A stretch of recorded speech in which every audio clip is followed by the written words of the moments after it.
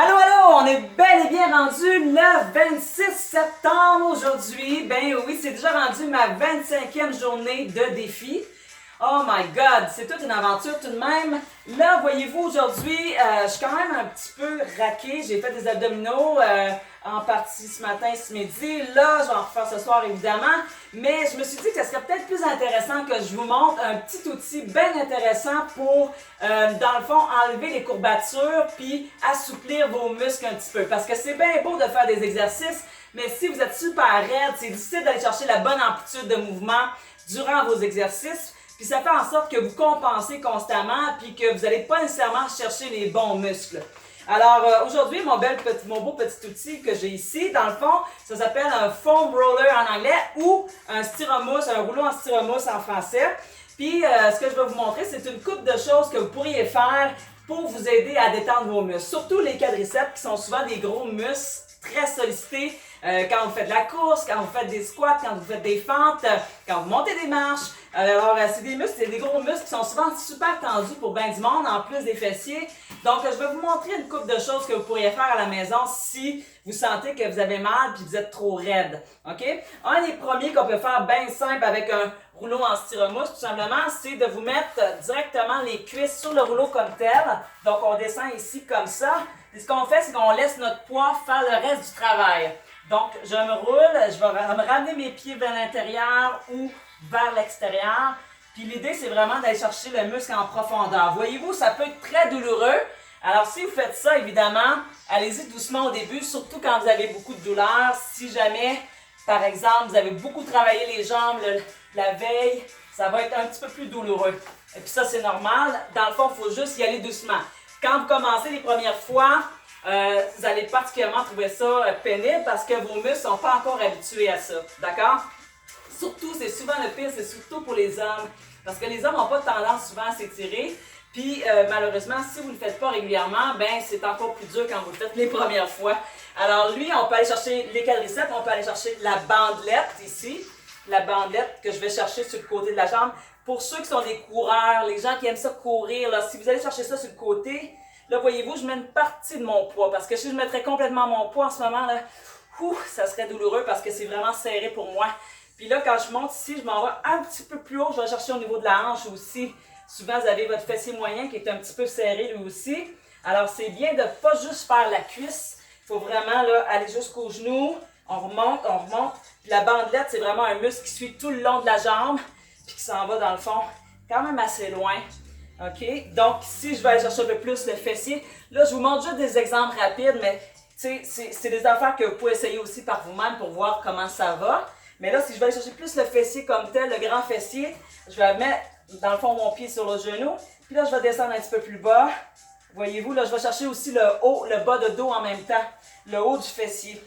Puis ça, ben, des fois, c'est très douloureux. Si vous avez tendance à avoir mal dans le dos, là, pensez-y. Souvent, ça peut être les fessiers qui sont trop raides. Ça peut être les ischio-jambiers aussi qui sont trop raides. Là, je ne ferai pas les deux côtés à toutes les fois, là, mais je veux juste vous montrer les exemples de ce que vous pourriez avoir. Cela, il faut faire attention de ne pas trop mettre de poids non plus. C'est pour ça que je me retiens avec mon pied. Parce qu'encore là, vous avez le nerf sciatique qui se cache en dessous dans les muscles. Alors, quand je fais celui-là, je vais assouplir le piriforme. Le piriforme, c'est un petit muscle à l'intérieur beaucoup plus profond. Puis quand celui-là il est serré, souvent, vous allez avoir des problèmes de nerf sciatique. C'est-à-dire que vous allez avoir des douleurs qui vont descendre derrière le genou, qui peuvent se rendre jusqu'au pied. Puis c'est important justement de l'étirer régulièrement, ce muscle-là. Puis ça, c'est vraiment la bonne position pour le faire. En faisant ça, ça pourrait soulager vos problèmes de nerfs sciatiques. OK? Puis évidemment, faire des étirements régulièrement aussi, ça pourrait éviter que votre problème s'aggrave avec le temps puis que vous ayez des engourdissements. Hein? Parce que ceux qui ont des problèmes de nerfs sciatiques, souvent, ils ont des engourdissements peut-être d'un côté de la jambe. Des fois, ça peut remonter dans le dos. Ça dépend des personnes. Mais souvent, vous allez le sentir quand même assez bien. Alors là, ça c'est pour le fessier. Si je vais aller chercher mes ischio-jambiers derrière, ben là, je vais tout simplement mettre mes cuisses. Dans le fond, les ischios sont en arrière, vous avez vos muscles qui sont là. Puis je vais rouler pour aller chercher derrière les cuisses. Alors là, si c'est pas douloureux, il n'y a pas de problème. Il y a des journées où vous êtes moins raide que d'autres, ça va bien, mais si vous avez des douleurs, vous allez le sentir assez vite. Je peux vous le dire.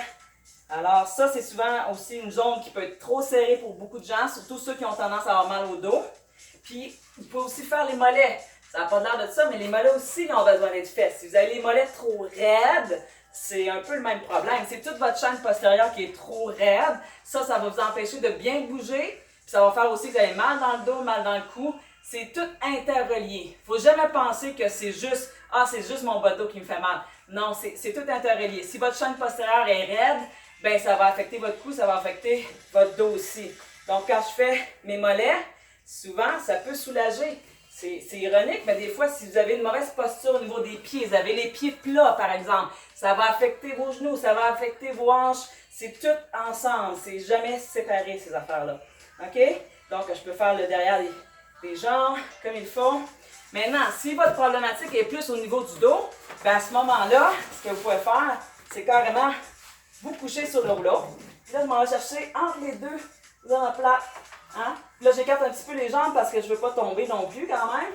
Puis là, ben, on va chercher entre les deux omoplates. Je suis capable d'aller chercher. Évidemment, si vous avez les cheveux longs, ben assurez-vous d'attacher les cheveux comme je l'ai fait aujourd'hui parce que sinon, les cheveux vont se faire écraser en dessous du rouleau parce que vous bougez, right? Fait que c'est ça. Là, je suis en train de chercher mon milieu de dos. Je fais mon grand dorsal, je fais mes extenseurs lombaires. Je peux même faire un petit peu le bas de la colonne ici, proche du coccyx. Alors, c'est quand même, ça là, il est bien. Maintenant, si je voulais aller un petit peu plus, encore plus, au niveau des épaules, puis au niveau du grand dorsal, je peux le mettre dans cette position-là. Puis là, je me roule, je vais vraiment chercher les épaules. Puis là, le grand dorsal est vraiment bien ciblé avec celui-là. Encore là, évidemment, si vous avez mal dans le cou, vous pouvez tenir la tête si vous ne voulez pas être obligé de forcer tout le long.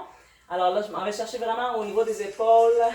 Je vais chercher en profondeur au niveau des trapèzes aussi. Et puis, je peux même faire sur le côté. Mine de rien, le grand dorsal s'en va aussi sur le côté. Alors ça, des fois, ça peut être trop serré. Je peux aller rouler un petit peu. Voyez-vous là? Là, si c'est douloureux, c'est une bonne indication que c'est un petit peu trop raide pour vous. Alors voyez-vous, quand je vais en dessous du bras ici, moi je le sens bien. Ça me dit dans le fond que mon grand dorsal est trop tendu puis que je devrais le faire plus souvent. OK? Parce que ça va aussi affecter ma position au niveau des épaules. Voyez-vous, si c'est trop raide, je ne suis pas capable de bouger comme il faut, ça va affecter tout le reste, pourquoi j'ai mal dans le cou, puis toutes ces choses-là, voyez-vous. Alors ça, c'est une coupe d'affaires que vous pouvez faire. Évidemment, si je vais aller chercher l'intérieur des pectoraux, je pourrais faire la même chose, mais cette fois-ci, je peux le mettre un petit peu plus haut. Puis là, on va rouler l'intérieur comme ça. Je vais chercher aussi mon biceps si je veux. Il y a plein de trucs qu'on peut faire avec le rouleau en styromousse. Puis, ce qui est bien, c'est que c'est quand même en douceur. Oui, ça fait mal, mais c'est vous qui gérez la pression que vous mettez sur le rouleau. Alors, c'est vraiment à vous de voir si ça fait trop mal, c'est-tu correct ou pas. OK? Donc, ça, c'est une couple d'exemples que vous pouvez utiliser si vous voulez, mettons, faire un massage à l'intérieur des cuisses, sur le dessus. C'est souvent les plus en besoin d'un massage, c'est les quadriceps, le dos, les épaules, sur le côté aussi le grand dorsal. Donc ça, c'est quand même un bel outil que j'aime quand même utiliser régulièrement, même que je recommande de l'utiliser avant l'entraînement dans certains cas, parce que si vous êtes trop raide, vous êtes trop tendu, vous ne serez pas capable de bien bouger durant l'entraînement. Puis dans le fond, vous allez faire en sorte que vous allez compenser, puis ça, on ne veut pas ça. Le moins possible, on veut vraiment cibler les bons muscles. OK? Fait que ça fait un petit peu le tour de ce que je voulais dire par rapport au rouleau en styromousse. Là, vous voyez que j'ai mis des petites ballons à côté. Ben, c'est pas juste pour des couleurs, pour avoir des couleurs dans mon petit vidéo. En fait, c'est parce que je voulais vous parler un petit peu en même temps du club des petits déjeuners. Alors, pour ceux qui vont souvent là, au studio Vibrant, vous savez qu'en juin, j'ai fait une petite campagne pour ramasser des fonds pour le club des petits déjeuners. Puis, on a ramassé près de 300 $, voyez-vous. Puis, je voulais prendre le temps de vous dire un gros merci, premièrement. Puis, deuxièmement, vous expliquer aussi que le 300 $ qu'on a ramassé, ça a servi à fournir 120 repas à des enfants qui n'ont pas toujours la chance de bien manger.